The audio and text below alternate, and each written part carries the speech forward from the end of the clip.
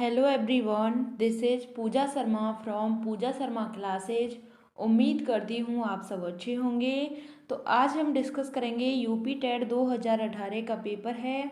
18 नवंबर 2018 को यह परीक्षा हुई थी। तो इसको हम डिस्कस करेंगे। इसमें प्रीवियस ईयर क्वेश्चन को डिस्कस कर रहे हैं, इनका एनालिसिस कर रहे हैं बहुत ही बेहतरीन तरीके से। तो आप हमारे साथ जुड़ जाइए और अपनी तैयारी को बेहतर बनाइए। हमने सीडीपी के और ईवीएस के सभी प्रीवियस ईयर क्वेश्चन पेपर को कंप्लीट करा दिया है। तो आपने अभी तक इनको नहीं देखा है तो आपको मैं लिंक डिस्क्रिप्शन में दे दूँगी, तो आप वहाँ से इनको देख सकते हैं। और आपको क्या करना है कि आपको अभी से इन सभी प्रीवियस ईयर क्वेश्चन पेपर को करना है। उसके बाद आपको क्या करना है कि जो आपका सिलेबस है उसके अकॉर्डिंग ही आप क्लासेस को सर्च करना और उसी के माध्यम से आप पढ़ेंगे तो आपकी जो तैयारी है वह बहुत अच्छे तरीके से हो जाएगी। क्योंकि आपको पता है कि किसी भी एग्ज़ाम के लिए आपके जो प्रीवियस ईयर क्वेश्चन पेपर हैं कितने ही ज़्यादा महत्वपूर्ण होते हैं। तो आपको सबसे पहले प्रीवियस ईयर पेपर को कर लेना है, जो मैं आपको करा रही हूँ। फिर उसके बाद आपको सिलेबस के अकॉर्डिंग ही सर्च कर करके आपको पढ़ना है। और मैंने यूपी टेट की सभी क्लासेस को भी चलाया है, तो आप उन क्लासेस को भी देख सकते हैं। तो चलिए, आपको वीडियो पसंद आती है तो वीडियो को लाइक कर देना और अपने दोस्तों के साथ शेयर भी कर देना। चैनल को सब्सक्राइब नहीं किया है तो चैनल को सब्सक्राइब कर लेना और बेल आइकन को प्रेस कर लेना, जिससे आने वाली वीडियो का भी नोटिफिकेशन आपको मिल जाएगा।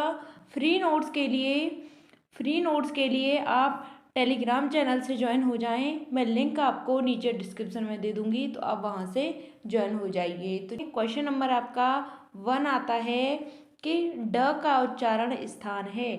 आपको बताना है संस्कृत में ड का उच्चारण स्थान कौन सा है।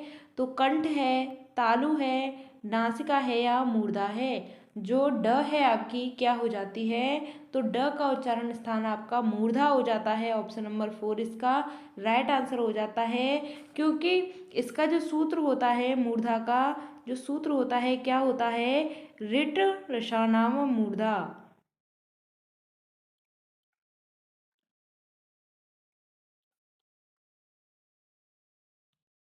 रिट रसानाम मूर्धा इसका यह सूत्र होता है। और इसमें कौन कौन से वर्ड आते हैं, तो आपका रिरी आती है, और इसमें ट आ गया आपका।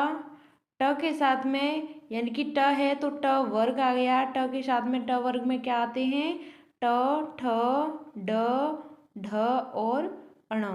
ठीक, यह आपके आ गए। और इसमें श आ गया, ये वाला श, ठीक, षटकोण वाला। बस यहाँ तक आपके यह आ जाते हैं। री आते हैं, ट वर्ग के सभी 5 वर्ड आ जाते हैं और श आ जाता है। तो आपसे यह भी पूछ सकता है कि स का उच्चारण स्थान क्या है, मूर्धा है। और इसका पूछा है ड का उच्चारण स्थान क्या हो गया आपका, मूर्धा हो गया। ऑप्शन नंबर 4 इसका सही आंसर है। ड का उच्चारण स्थान मूर्धा होता है। क्वेश्चन नंबर दूसरा आता है आपका कि चौरभ्याम पद में प्रयुक्त तत्पुरुष समास किस विभक्ति का है। चौरभ्याम शब्द में आपको बताना है कि तत्पुरुष समास किस विभक्ति का है। तो तृतीय विभक्ति का है, चतुर्थी विभक्ति का है, पंचमी विभक्ति का है या द्वितीय विभक्ति का है। तो चौरभ्याम शब्द है यह कौन सी विभक्ति का हो जाता है, तो यह पंचमी विभक्ति का हो जाता है। ऑप्शन नंबर 3 इसका सही आंसर हो जाता है। क्वेश्चन नंबर आपका 3 आता है कि पितरन शब्द में विभक्ति और वचन बताना है आपको कि पितरन शब्द में कौन सी विभक्ति है और कौन सा वचन है। तो द्वितीय विभक्ति एक वचन है, द्वितीय विभक्ति बहुवचन है, तृतीय विभक्ति एक वचन है या प्रथमा विभक्ति बहुवचन है। तो आपको बताना है पितरन शब्द में कौन सी विभक्ति और वचन है। तो इसका सही आंसर हो जाता है द्वितीय विभक्ति बहुवचन। क्या हो जाता है, द्वितीय विभक्ति हो जाती है और इसमें बहुवचन हो जाता है। क्वेश्चन नंबर आपका 4 आता है कि नद शब्द में विभक्ति और वचन बताना है। तो नद शब्द में कौन सी विभक्ति और वचन है। तो षष्ठी विभक्ति बहुवचन, प्रथमा विभक्ति एक वचन, प्रथमा विभक्ति बहुवचन, षष्ठी विभक्ति एक वचन।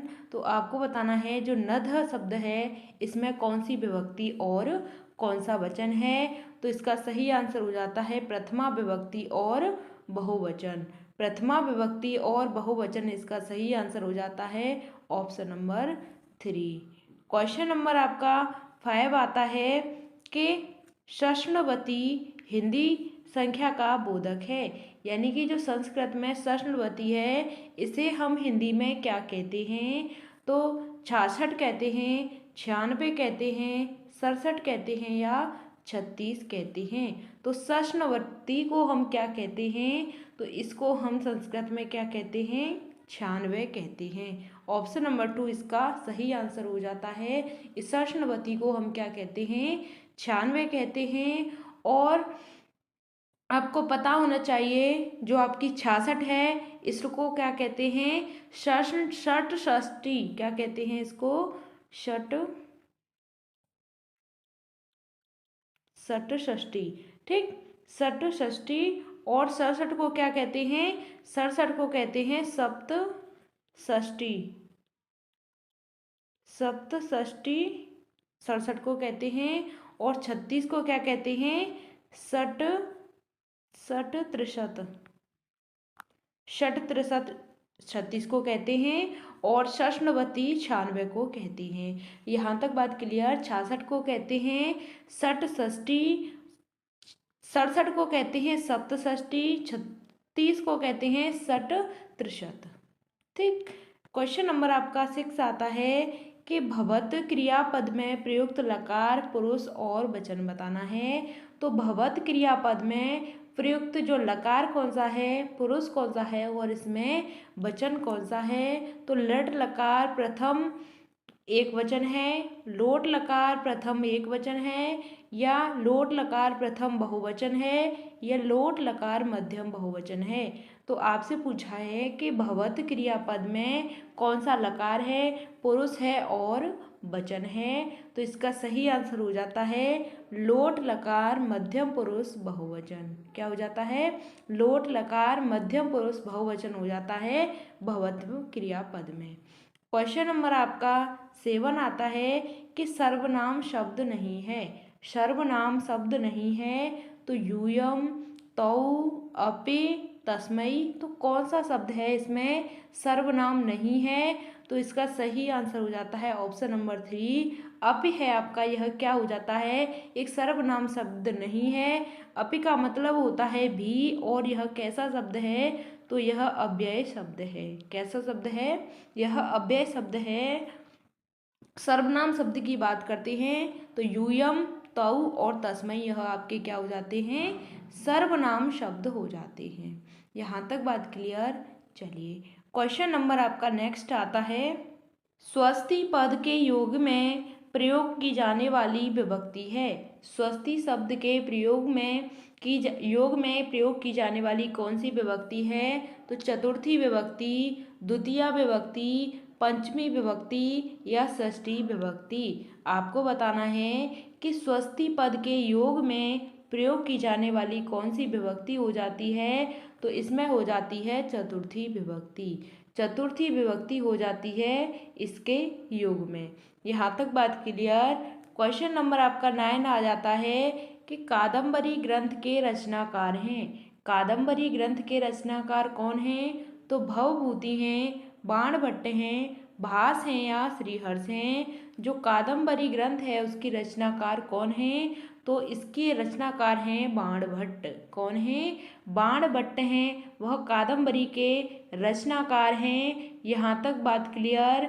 भवभूति की बात करते हैं तो यह उत्तर रामचरितम के रचनाकार हैं। किसके हैं, उत्तर रामचरितम के यह रचनाकार हैं। कौन, भवभूति कादम्बरी के हो जाते हैं बाणभट्ट। और भास की बात करते हैं तो भास के हो जाते हैं दूतवाक्यम। क्या हो जाते हैं, दूतवाक्यम। यह किसके हो जाते हैं, भास के हो जाते हैं। श्री हर्ष की बात करते हैं तो इनकी रचना है रत्नावली। कौन सी रचना है श्री हर्ष की, रचना है रत्नावली। यहाँ तक बात क्लियर। इसमें पूछा है आपसे कादम्बरी ग्रंथ के रचनाकार कौन हैं, तो बाणभट्ट हो जाते हैं। भवभूति के रचनाकार कौन हैं, यानी कि भवभूति के जो ग्रंथ है कौन सा है, तो उत्तर रामचरितम है। भास की बात करते हैं तो दूत वाक्यम है। श्रीहर्ष की बात करते हैं तो रत्नावली हो जाता है। यहाँ तक बात क्लियर। चलिए क्वेश्चन नंबर आपका 10 आता है कि महाकवि कालिदास द्वारा रचित नाटक है। महाकवि कालिदास के द्वारा रचित नाटक है तो कौन सा नाटक है, रघुवंशम है, कुमार संभवम है, या मालविकाग्निमित्रम है, या मेघदूतम है। तो आपको बताना है जो कालिदास हैं इनके द्वारा रचित कौन सा नाटक है, तो इसका सही आंसर हो जाता है ऑप्शन नंबर 3 मालविकाग्निमित्रम। मालविकाग्निमित्रम यह क्या हो जाता है, कालिदास का एक रचित नाटक हो जाता है। कौन सा, मालविकाग्निमित्रम। यहाँ तक बात क्लियर। चलिए महाकाव्य की बात करते हैं तो महाकाव्य हो जाता है किसका, कुमार संभवम का। क्या हो जाता है, कुमार संभवम का क्या हो जाता है, महाकाव्य हो जाता है। यहाँ तक बात क्लियर। मेघदूतम की बात करते हैं तो मेघदूतम का क्या हो जाता है, खंड काव्य। क्या हो जाता है मेघदूतम का, तो खंड काव्य हो जाता है। नाटक की बात करते हैं, नाटक की बात करते हैं तो नाटक आपका किसका हो जाता है, मालविकाग्निमित्रम का नाटक हो जाता है। यहाँ तक बात क्लियर। चलिए और आपका जो रघुवंशम है यह क्या है, यह भी आपका महाकाव्य है। क्या है, रघुवंशम और कुमार संभवम आपके महाकाव्य हो जाते हैं। नाटक की बात करते हैं तो मालविकाग्निमित्रम आपका नाटक हो जाता है। मेघदूतम की बात करते हैं तो यह खंड काव्य हो जाता है। खंड क्या हो जाता है, काव्य हो जाता है। यहाँ तक बात क्लियर। चलिए क्वेश्चन नंबर आपका 11 आ जाता है कि व्यंजन संधि का उदाहरण है। आपको बताना है इसमें व्यंजन संधि का कौन सा उदाहरण है, तो साधुकत्तम, पावकः, सज्जनः, जलौधः। तो इसमें बताना है कि व्यंजन संधि का इसमें उदाहरण कौन सा है, तो इसका सही आंसर हो जाता है ऑप्शन नंबर 3 सज्जन है। यह क्या हो जाता है आपका व्यंजन संधि का उदाहरण हो जाता है। यहाँ तक बात क्लियर। चलिए क्वेश्चन नंबर आपका 12 आता है कि उत्तम पुरुष से संबंधित सर्वनाम शब्द है। उत्तम पुरुष से संबंधित सर्वनाम शब्द बताना है तो युवाम है, सह है, वयम है, या तस्मिन है। तो कौन सा सर्वनाम शब्द है जो उत्तम पुरुष से संबंधित है, तो इसका सही आंसर हो जाता है वयम। वयम क्या है, उत्तम पुरुष से संबंधित एक सर्वनाम है। यहाँ तक बात क्लियर। प्रथम पुरुष की बात करते हैं, प्रथम पुरुष की बात करते हैं तो प्रथम पुरुष में आपके क्या आ जाते हैं, प्रथम पुरुष में सह आ जाता है आपका। मध्यम की बात करते हैं, मध्यम की बात करते हैं तो इसमें युवाम आ जाता है आपका। और उत्तम की बात करते हैं तो उत्तम में आपका क्या आ जाता है, वयम आ जाता है। उत्तम से पूछा था आपसे सर्वनाम के उत्तम में कौन सा है, तो वयम इसका सही आंसर हो जाता है ऑप्शन नंबर 3। यहाँ तक बात क्लियर। चलिए क्वेश्चन नंबर आपका 13 आता है कि ध्र धातु में कितिन प्रत्यय का योग करने पर रूप बनता है। ध्र धातु में कितिन प्रत्यय का योग करने पर कौन सा रूप होता है, तो धृत्वा होता है, धरती बनता है, या धृति बनता है, या धति बनता है। तो ध्र धातु में तिन प्रत्यय का योग करने पर कौन सा रूप बनता है, तो इसमें बन जाता है ऑप्शन नंबर 3 धृति। धृति धातु में तिन प्रत्यय लगाने से क्या बन जाता है आपका, धृति बन जाता है। यहाँ तक बात क्लियर। धातु हो गई आपकी, यहाँ पर प्रत्यय हो गया, और यहाँ पे आपका ध्र हो जाता है, और इसमें कितिन प्रत्यय लगाने पर क्या बन जाता है आपका, धृति बन जाता है। धृति ही आपका यह बन जाता है। यहाँ तक बात क्लियर। चलिए क्वेश्चन नंबर आपका 14 आता है कि छंदानुगत शिक्षण प्रणाली होती है। छंदानुगत शिक्षण प्रणाली होती है तो पद्य की होती है, गद्य की होती है, या व्याकरण की होती है, या कथा की होती है। तो छंदानुगत जो शिक्षण प्रणाली होती है वह किसकी होती है? तो वह पद्य की होती है। जो छंद होते हैं कौन सी शिक्षण प्रणाली में होते हैं? तो यह पद्य में होते हैं। किस में होते हैं? पद्य में होते हैं। इससे क्या होता है कि सौंदर्य की वृद्धि होती है। किसकी वृद्धि होती है? तो सौंदर्य की इसमें वृद्धि होती है। यहाँ तक बात क्लियर? सौंदर्य की क्या होती है? वृद्धि होती है। शुद्ध वाक्य है। शुद्ध वाक्य बताना है तो सह गृहम गच्छसि, त्वम गृहम गच्छसि, अहम गृहम गच्छसि, या फिर त्वम गृहम गच्छसि। तो शुद्ध वाक्य इसका सही हो जाता है ऑप्शन नंबर 4, त्वम गृहम गच्छसि। त्वम गृहम गच्छसि इसका क्या हो जाता है? शुद्ध वाक्य हो जाता है। यहाँ तक बात क्लियर? यहाँ तक बात क्लियर? चलिए क्वेश्चन नंबर आपका नेक्स्ट आता है कि बने अपि पदे कह संधि, यानी कि बने अपि में कौन सी संधि है आपको बतानी है। जो वने अपि है आपकी, वने अपि है इसमें कौन सी संधि हो जाती है? तो संधि इसमें कौन सी हो जाती है आपकी? अयादि संधि हो जाती है, पूर्व रूप संधि हो जाती है, पर रूप संधि हो जाती है, या फिर यण संधि हो जाती है। तो वने अपि में कौन सी संधि हो जाती है? तो पूर्व रूप इसमें संधि हो जाती है। ऑप्शन नंबर 2 इसका सही आंसर है। ऑप्शन नंबर 2 आपका सही हो जाता है। इसकी ट्रिक की बात करते हैं तो ट्रिक कौन सी होती है? तो इसमें यहाँ पर एस टाइप का बन जाता है, इसको अ बोलते हैं। जहाँ पर भी आपको दिख जाए वहाँ पर आपकी पूर्व रूप संधि होगी। वहाँ पर क्या होगी? आपकी पूर्व रूप संधि होगी। यहाँ तक बात क्लियर? चलिए वने अपि में कौन सी संधि हो गई? आपकी पूर्व रूप संधि हो गई। क्वेश्चन नंबर आपका नेक्स्ट आता है कि नीति मार्ग के परिलंती, नीति मार्ग के परिलंती के न परिलंती। तो इसमें बताना है जनाः, सेवकाः, कुलीना, बालकाः। तो नीति मार्ग के परिलंती, तो इसका सही आंसर हो जाता है ऑप्शन नंबर 3 कुलीना। नीति मार्ग के परिलंती, तो इसमें कुलीना इसका सही हो जाता है। क्वेश्चन नंबर आपका 18 आता है कि तथैव में संधि है। तथैव में कौन सी संधि है? दीर्घ संधि है, गुण संधि है, वृद्ध संधि है, या पूर्व रूप संधि है। तो तथैव में कौन सी संधि हो जाती है? तो इसमें वृद्ध संधि हो जाती है। ऑप्शन नंबर 3 इसका सही हो जाता है कि तथैव में कौन सी संधि हो जाती है? वृद्ध संधि हो जाती है। वृद्ध संधि को पहचानने की एक ट्रिक होती है, जहाँ पर भी आपको बड़ी मात्राएं दिख जाएं वहाँ पर आपकी क्या होगी? वृद्ध संधि होगी। जहाँ पर भी आपको बड़ी मात्राएं दिख जाएं वहाँ पर आपकी क्या होगी? वृद्ध संधि होगी। सूत्र की बात करते हैं। जो वृद्ध संधि का सूत्र होता है वह क्या होता है?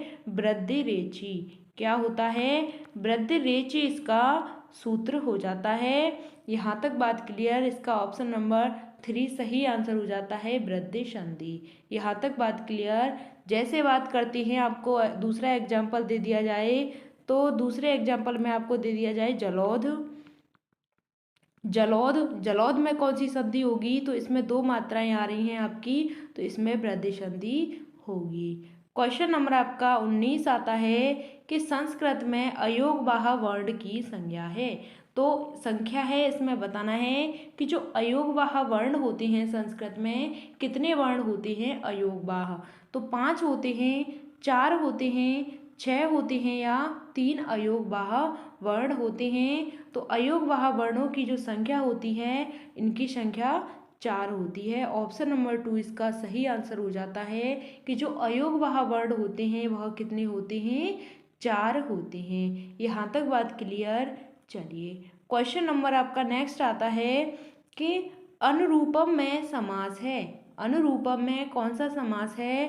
द्वंद्व समास है, बहुव्रीहि समास है, अव्ययीभाव समास है, या फिर तत्पुरुष समास है। तो अनुरूपम में कौन सा समास हो जाता है? तो इसमें अव्ययीभाव समास हो जाता है। अनुरूपम जो आपका अव्ययीभाव समास होता है इसमें क्या होता है? जो आपका पहला पद होता है, जो पहला पद होता है वह क्या होता है, इसमें प्रधान होता है। कौन से समास में, अव्ययीभाव समास में। अव्ययीभाव समास में पहला पद कैसा होता है, वह प्रधान होता है, यानी कि अनु हो गया आपका इसमें प्रधान, तो अव्ययीभाव समास होगा। क्वेश्चन नंबर आपका 21 आता है कि कौन स्वर ह्रस्व नहीं होता है, तो रि, उ, लृ या फिर ओ, तो ह्रस्व नहीं होता है इसमें पूछा है। तो इसका सही आंसर हो जाता है ऑप्शन नंबर 4, ओ है आपका, यह आपका ह्रस्व नहीं होता है। जो आपका ओ होता है यह क्या होता है, ह्रस्व नहीं होता है। यहाँ तक बात क्लियर, तो इसका आंसर हो जाता है ऑप्शन नंबर 4। क्वेश्चन नंबर 22 आता है कि सहयुक्ते प्रधाने सूत्र किस विभक्ति का बोधक है। सहयुक्ते प्रधाने जो सूत्र है यह किस विभक्ति का बोधक होता है, तो द्वितीय विभक्ति का होता है, पंचमी विभक्ति का होता है, तृतीया विभक्ति का होता है या फिर चतुर्थी विभक्ति का होता है। तो सहयुक्ते प्रधाने सूत्र किस विभक्ति का होता है, तो यह तृतीय विभक्ति का होता है। ऑप्शन नंबर 3 इसका सही आंसर हो जाता है।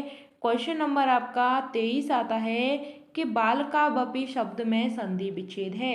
बाल का वपि जो शब्द है इसमें संधि विच्छेद कौन सा है, तो बालको धन अपि है, बालकः धन आवपि है, बाल का धन वपि है या बाल काव धन अपि है। जो आपकी बाल का वपि है इसमें संधि विच्छेद करना है, तो इसका संधि विच्छेद कैसे होगा, तो बालकौ धन अपि क्या हो जाता है, बालकौ धन अपि, यह आपका संधि विच्छेद हो जाता है। तो इसका सही आंसर हो जाता है ऑप्शन नंबर 1 के बालको वपि में कौन सी संधि हो जाती है, तो बालको धन अपि, ऑप्शन नंबर 1 इसका सही आंसर हो जाता है।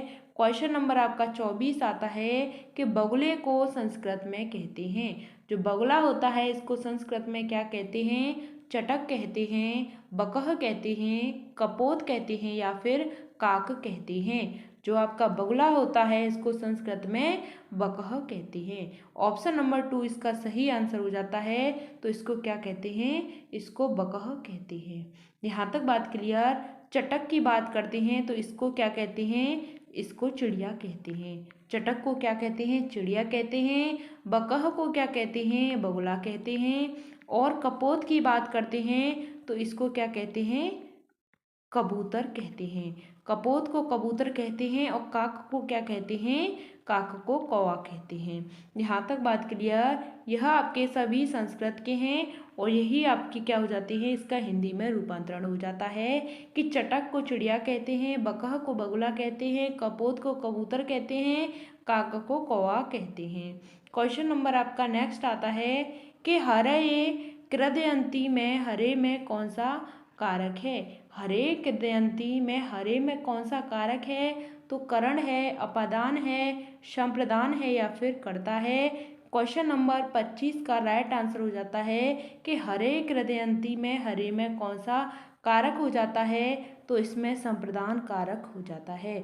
कौन सा कारक हो जाता है, तो संप्रदान कारक हो जाता है।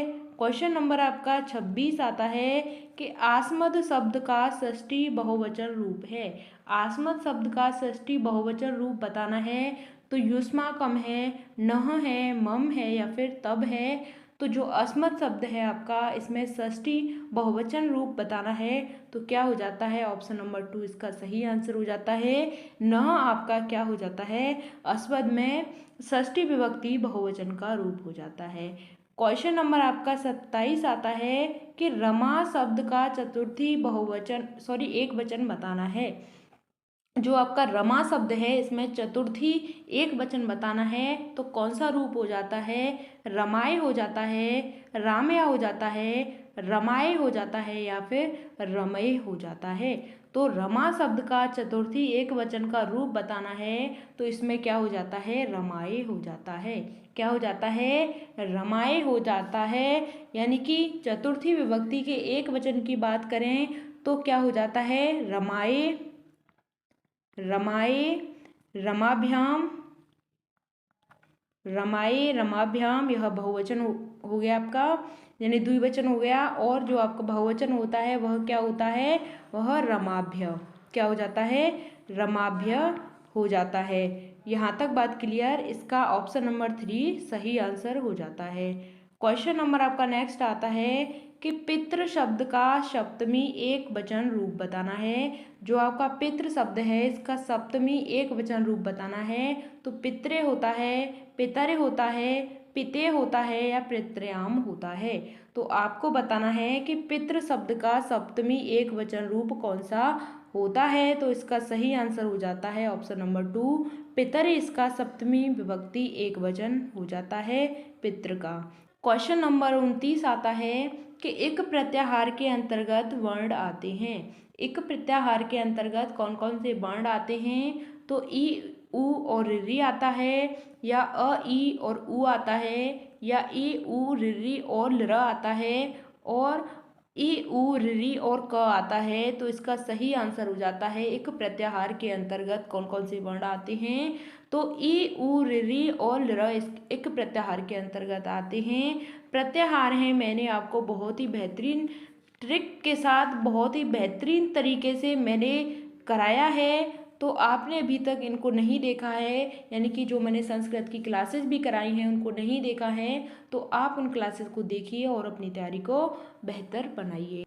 क्वेश्चन नंबर 30 आता है आपका, माहेश्वर सूत्रों की संख्या है। तो 14 है, 24 है, 12 है या फिर 18 है। जो आपके माहेश्वर सूत्र होते हैं इनकी संख्या कितनी है। तो इनकी संख्या 14 हो जाती है। ऑप्शन नंबर 1 इनका सही आंसर हो जाता है। जो आपके माहेश्वर सूत्र होते हैं इनकी संख्या 14 होती है। और जो माहेश्वर सूत्र दिए किसने हैं, तो यह महर्षि पाणिनि ने दिए हैं। किसने दिए हैं, महर्षि पाणिनि ने यह सूत्र दिया है। यहाँ तक हमारे जो 30 क्वेश्चन हैं यह कंप्लीट होते हैं। मैंने CDP है आपकी, CDP और EBS है आपकी, इनके सभी मैंने जो प्रीवियस ईयर क्वेश्चन पेपर हैं उनको मैंने कंप्लीट करा दिया है। तो आपने अभी तक इनको नहीं देखा है तो मैं लिंक आपको नीचे डिस्क्रिप्शन बॉक्स में दे दूँगी, तो आप वहाँ से देख सकते हैं। और मैंने UP टेट के लिए सभी क्लासेस को भी चलाया है। UP टेट 2023 के लिए सभी क्लासेस को भी चलाया है। तो आपने इन क्लासेस को नहीं देखा है तो आप इन क्लासेस को देखिए और अपनी तैयारी को बेहतर बनाइए। आपको डेली के 3 से 4 घंटे आपके अपनी पढ़ाई को देने हैं तो देने हैं, बस आपको 3 से 4 घंटे ही देने हैं, लेकिन आपको रेगुलर देने हैं। रेगुलर आपको पढ़ाई करनी है, वह करो जो आपके जो सिलेबस के अकॉर्डिंग है, ना कि आप कुछ भी अनाप शनाप पढ़े जा रहे हो। ऐसा नहीं करना है, सिर्फ सिलेबस के अकॉर्डिंग ही अपनी क्लासेस को करना है। ठीक, चलिए मैंने 2011 से लेकर 2022 तक के जो आपका लास्ट ईयर एग्जाम हुआ था वहाँ तक के मैंने प्रीवियस ईयर क्वेश्चन पेपर को करा रही हूँ। लगभग आपका संस्कृत भी कंप्लीट होने को जा रहा है और इसके बाद मैं आपको हिंदी भी कराऊंगी। तो आप हमारे साथ जुड़ जाइए और अपनी तैयारी को बेहतर बनाइए। चलिए, वीडियो पसंद आती है तो वीडियो को लाइक कर देना और अपने दोस्तों के साथ शेयर कर देना। चैनल को सब्सक्राइब कर लेना और बेल आइकन को प्रेस कर लेना, जिससे आने वाली वीडियो का भी नोटिफिकेशन आपको मिल जाएगा।